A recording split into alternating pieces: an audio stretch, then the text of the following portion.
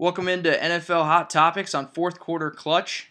I'm Brian Zeigler, along with Noah Weintraub, as always. Today we're getting into some hot topics from Week 8, and we'll be discussing some of Calvin Johnson and Jerry Rice, along with Brandon Meriweather and some of his comments from this past week. Since yesterday was NFL Sunday, which is honestly one of the biggest sports days on a weekly basis. Calvin Johnson, the Detroit Lions wide receiver, had an unbelievable day.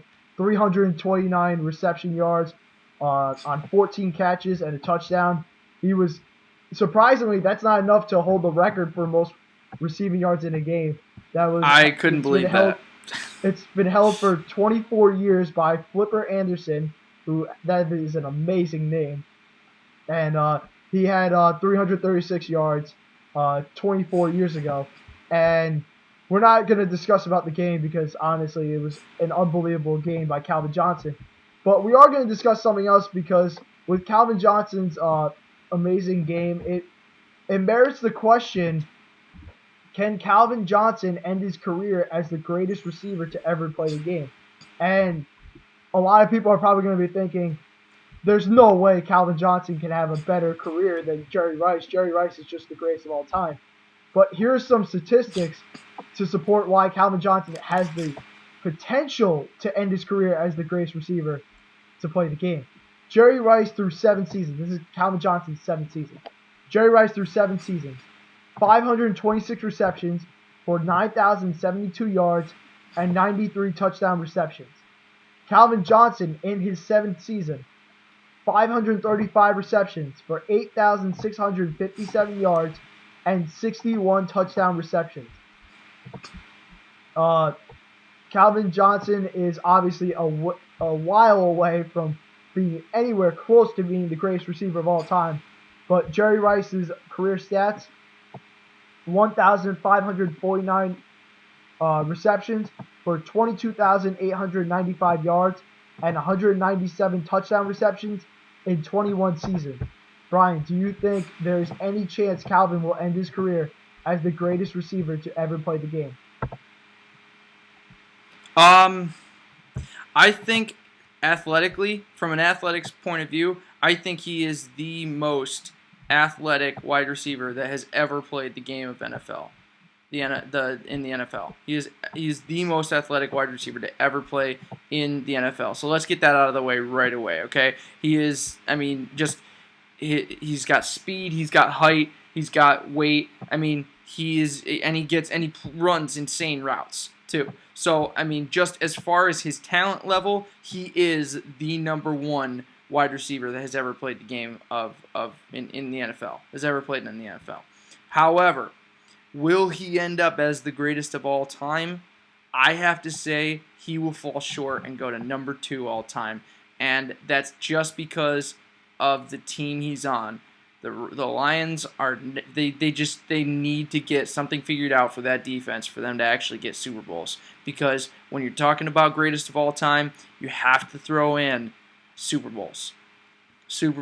And it comes down to how well does that player play in that Super Bowl against the other best of the best. You know, how does that guy play against other playoff teams? Because otherwise, a 300-yard game, I mean, if you're playing a crappy team, or, I mean, in this case, they were playing Dallas, who's been giving up a ton of receiving yards, a ton of passing yards this season.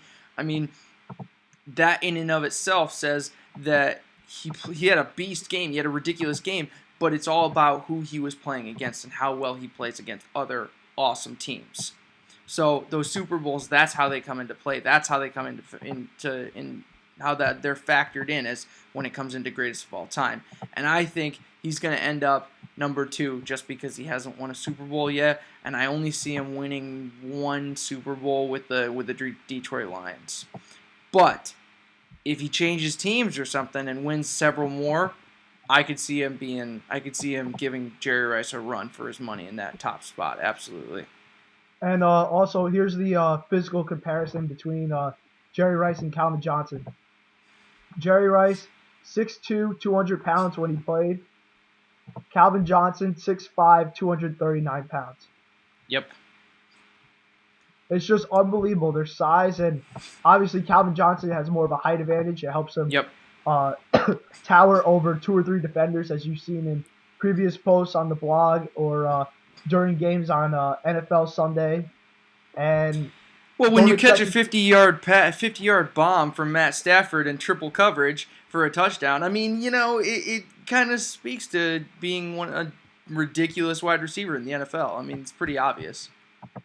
Don't expect it to end anytime soon. Calvin's only 28 years old. He turned 28 last month. And if he could stay healthy, he could probably play another 10 years in the NFL. Yeah, it would be really interesting. I mean, he is the number one talent on that offense.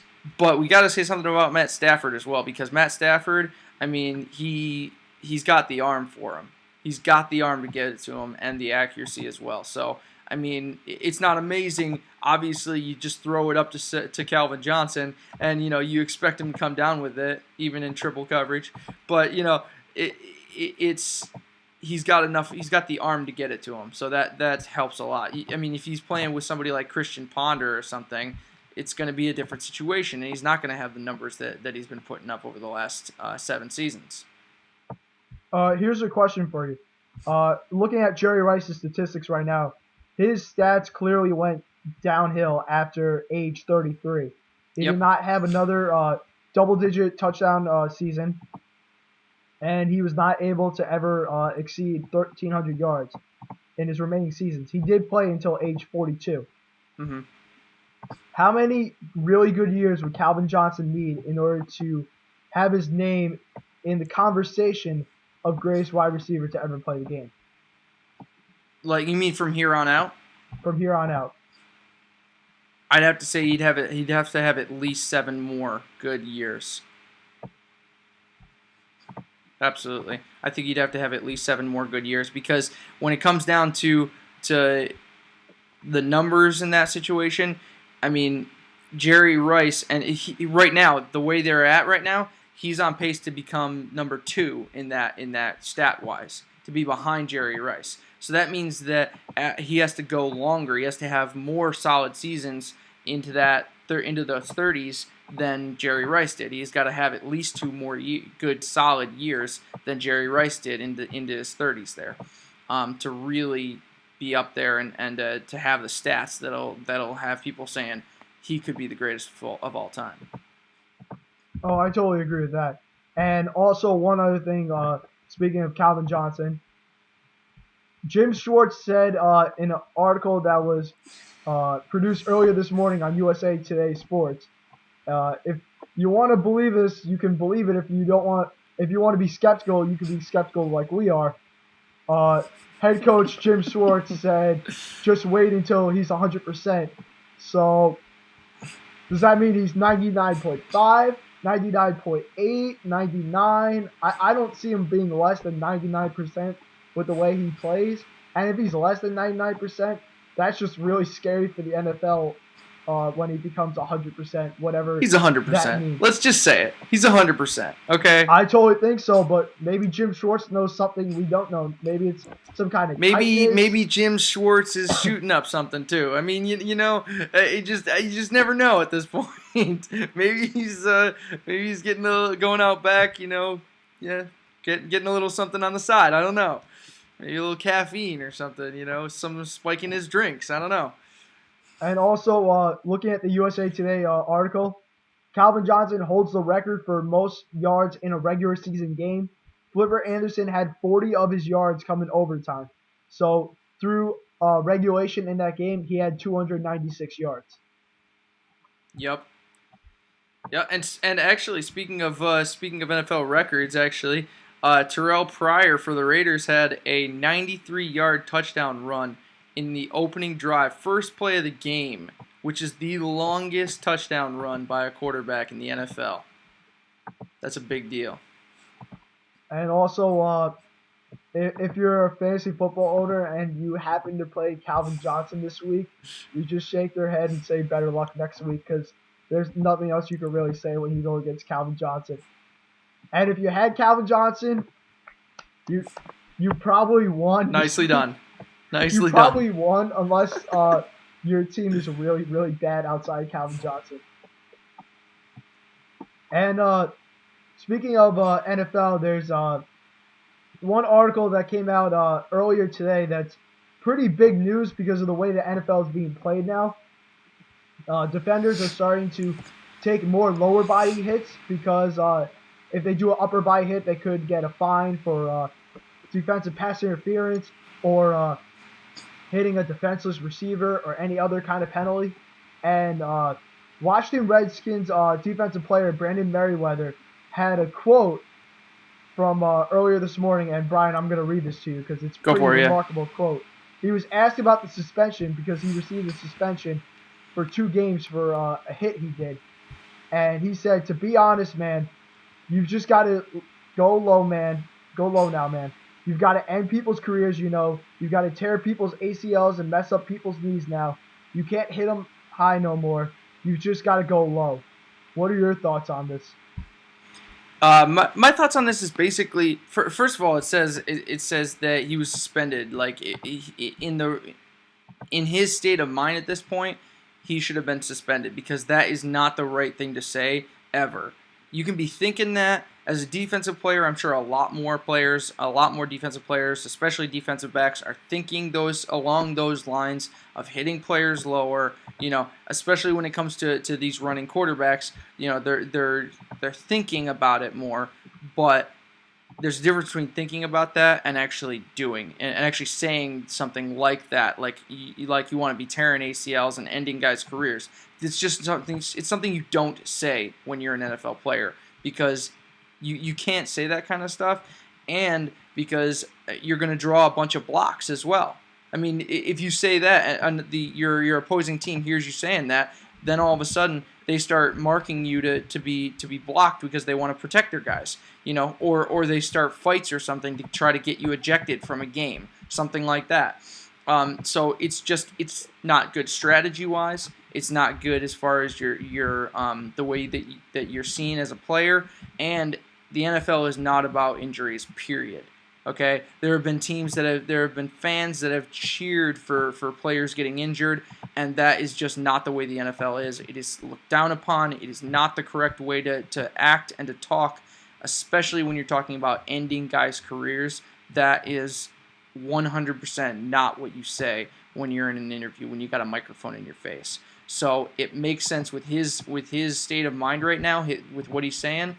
Absolutely, he needed to be suspended because he needs to get that figured out. And if things couldn't be going any worse for Brandon Meriweather in the news, he also made the news for something else earlier this morning. Actually, yeah, around 45 minutes ago, so around 1:30, 1:15. He said, according to Deadspin, to Brandon Marshall, at least I don't hit women, because his hit on Brandon Marshall made him serve the suspension. And here is a quote from Meriweather for that. Listen, everybody's got their opinion of things, you know. Everybody's got their opinion. He feels like, you know, I need to be kicked out of the league. I feel like people who beat their girlfriend should be kicked out of the league too. You tell me who you'd rather have. Someone who plays aggressive on the field or someone who beats up their girlfriend. Everybody's got their opinion. That's mine. He's got his. Well, Brandon Marshall, just for the record, in 2009, he was found not guilty on 2 counts of simple battery from hitting his then girlfriend in March 2008. yeah, it's a cheap shot. It's smack talk. It's what happens, but unfortunately, it's supposed to happen in that kind of situation. And any smack talk happens on the field. It shouldn't happen off the field. It's just the way it is. It should not happen off the field when you're talking about smack talk.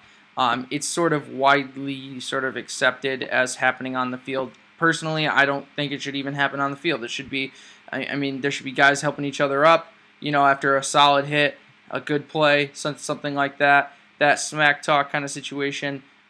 He's comparing comparing 2 things that are not comparable. He's comparing something that happens on the field to something that happens off the field, and they're 2 different things. Especially when it comes to famous people being victims of people trying to rip money off of them, or situations like that, because there could have been nothing going on there. I mean, he was found not guilty. So this is just a stupid situation. It's not, these two incidents are not comparable, and if Brandon Marshall actually did hit his girlfriend, both are just as egregious, because they're talking about hurting people, ending people's careers. I mean, they're talking about just physical harm that is unnecessary. I mean, you might as well just call it unnecessary roughness on and off the field, both of them. For me personally, I could understand like a player not necessarily doing verbal smack talk, but like mental smack talk. And what I mean by this is a player pretty much like on the field when they're playing, trying to like push a player down when they're running a route, a defender doing that, or getting a little hit at the line of scrimmage. That's perfectly fine. It doesn't have to be verbal. It could be something you do physically, because if you do that, it could make the wide receiver fear playing running routes against you, and it can make them more cautious about running certain routes. And there's nothing against that in the rule book.